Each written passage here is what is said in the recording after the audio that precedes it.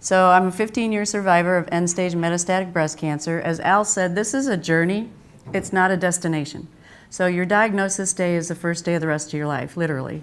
I mean, honestly, the first day of the rest of our lives is like the day we're born, right? But we don't realize it until we get that diagnosis, and then it's like, all I could hear was, you're gonna die, you're gonna die, you're gonna die, you're gonna die. And as she's talking to me, I'm thinking, she's talking to me, she's saying something. Thank goodness my friend was in there and she heard all of this. So she's telling me in the car that I'm booked for a double mastectomy and followed immediately by chemo, and it's all gonna start next Tuesday. And so I was pretty upset. I went home and I had a huge pity party, all by myself, nobody joined me. In fact, my husband at the time came out and said, hey, you're keeping me awake. Do you mind? You know, all the crying, which is why he's my ex-husband. Anyway, but you know, I honestly, I had kind of my second religious experience in my life. I was sitting there crying, and I heard a voice, and I honestly thought someone had broken in the house. It was that real. And I whipped around, I'm looking around, and there's nobody there, and I thought, you know, at that moment you realize that it's resonating inside you, and I thought, oh my God, that's God. And he said, I love you, and I'm not gonna let anything bad happen to you. And I thought, okay, well, wait, I think I get this, because if I die, I believe I'm just going to a great place. If I live, I've got something to help other people. So, hey, it's a win-win.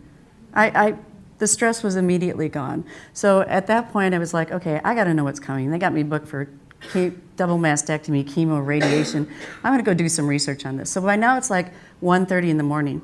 I go in the master bedroom, turn on the light. My husband says, what are you doing? I said, I'm doing my research. So I spent that whole weekend doing research on what was out there. So I tell cancer patients, I get a lot of calls, and cancer patients go, I'm gonna die. Okay, newsflash, we all die. You're not getting out alive. Okay, that's the first thing.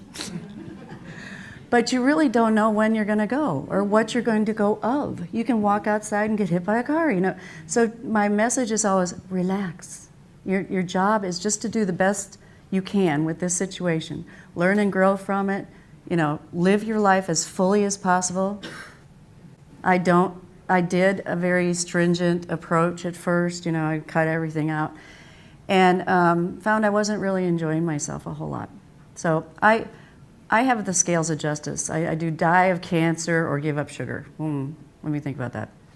So, but yeah, it's a real easy test. You know what you?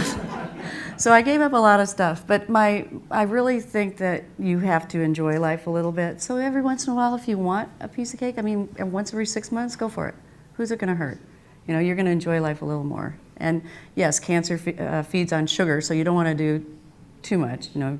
Be cautious in your approach as far as breaking your own rules. Look at the bottom line, the bottom paragraph. The CDC says 85% of disease is caused by emotion. You gotta address it. The doctor's gonna address the tumor. You have to address everything else. Okay, lifestyle.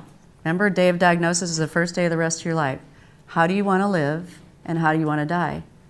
I wanted to die as close to this as I could. So that was my choice. And so that means I have to live really healthy, right? So this is your choice. And this is the approach I want you to take.